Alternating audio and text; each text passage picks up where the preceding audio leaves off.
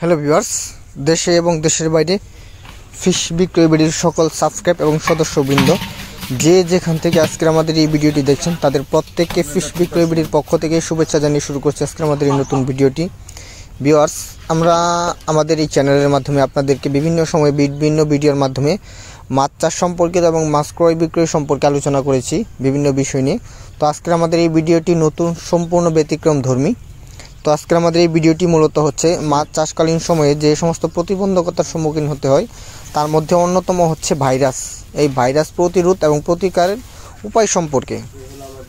তো মাছ চাষ করতে গিয়ে দেখা যায় আমাদের বিভিন্ন সময় যে সমস্যাগুলো হয় তার মধ্যে অন্যতম হচ্ছে লেজ পচা, পাকনা পচা বা মাছ হঠাৎ করে পুকুরে ভেসে ওঠা, মাছ স্বাভাবিকভাবে খাবার না খাওয়া, কম খাওয়া ইত্যাদি বিভিন্ন সমস্যা বা মাছে উকুন হয়ে যাওয়া, মাছের শরীরে লাল লাল দাগ লেজের দিক দিয়ে বা পাকনার দিক দিয়ে লালচে দাগ হয়ে যাওয়া, এই সমস্ত সমস্যা দেখা দেয় এবং একটা দুটা করে মাছ মারা যায় এবং পরবর্তীতে একটা থেকে আরেকটা একদম পুরো পুকুরে মহামারী আকারে ছড়িয়ে পড়ে।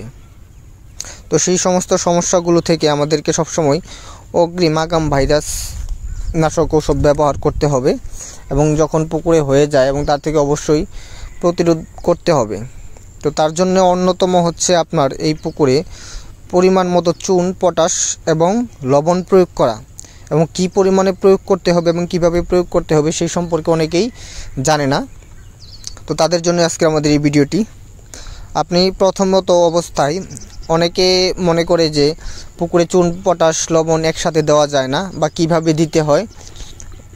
এই সমস্ত সমস্যাগুলোর কারণে অনেকে বিভিন্ন ঔষধ কোম্পানির মেডিসিনের উপর নির্ভরশীল হয়। তো আমি তাদেরকে বলবো সবচাইতে সহজ এবং ভালো উপায় হচ্ছে পুকুরে এই চুন, পটাশ, লবণ প্রয়োগ করা। তো চুনটাকে প্রথমত 10 থেকে 12 ঘন্টা ভিজিয়ে রাখতে হবে, ন্যূনতম 5 থেকে 6 ঘন্টা ভিজালেও চলে। তবে ভালোভাবে 10 থেকে 12 ঘন্টা ভিজিয়ে একদম খুব সুন্দরভাবে ঠান্ডা করে নিয়ে চুনটাকে ছেঁকে নিতে হবে। একটা সুতি কাপড় বা নেট জাল দিয়ে ছেঁকে নিতে হবে। তারপর আপনার পরিমাণ মতো লবণ মিশাতে হবে। এক্ষেত্রে আপনি চুন প্রতি শতাংশ প্রতি 200 গ্রাম চুন ব্যবহার করবেন এবং লবণ আয়োডিনবিহীন যে মোটা লবণ আছে সেই লবণ প্রতি শতাংশ প্রতি 200 গ্রাম প্লাস 150 থেকে 200 গ্রাম প্লাস আপনি পটাশ দিবেন প্রতি শতাংশ প্রতি 10 গ্রাম। তো তার পরবর্তীতে চুনটা ভিজানোর পর ঠান্ডা হয়ে গেলে চুনের মধ্যে লবণ এবং পটাশ একসাথে অ্যাডজাস্ট করে নেবেন সুন্দরভাবে।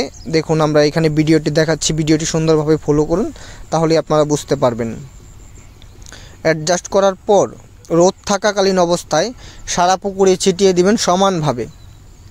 এক্ষেত্রে আপনার মাছের কোনো সমস্যা হবে না। যদি আপনার মাছের সমস্যা থেকে থাকে তারপরও এই চুন, পটাশ, লবণ আপনি দিতে পারবেন এবং যাদের পুকুরে সমস্যা নেই তারাও চাইলে এই পদ্ধতিটি প্রয়োগ করতে পারেন আপনার পুকুরে মাছ থাকাকালীন অবস্থায়। তো আমরা দিচ্ছি, আমরা প্রতি 20 দিন অন্তর অন্তর দিই এই পুকুরে। আমাদের কালচার যত পুকুর রয়েছে হ্যাচারির সমস্ত পুকুরে আমরা প্রতি মাসের 20 তারিখে এই পদ্ধতিটি অবলম্বন করে আমরা চুন, পটাশ, লবণ পরিমাণ মতো ব্যবহার করে থাকি, যার কারণ হেতু আমাদের শীতকালে তেমন একটা মাছের সমস্যার মধ্যে পড়তে হয় না। এই শীতকালে এই সমস্ত সমস্যা হয় বিধায় অনেকে মাছ চাষ করা থেকে বিরত থাকেন বা মাছ চাষ করেন না। তো আমি তাদেরকে বলবো আপনারা অবশ্যই এই পদ্ধতি অবলম্বন করে আপনার পুকুরটিতে সুন্দরভাবে মাছ চাষ করতে পারেন। সিজনাল পুকুরের মাছের অবস্থা অনুযায়ী চুন, পটাশ, লবণের পরিমাণ কম বা বেশি হতে পারে। তো ভিউয়ার্স, আজকে এই পর্যন্তই, কথা হবে নতুন অন্য আরও একটি ভিডিওতে।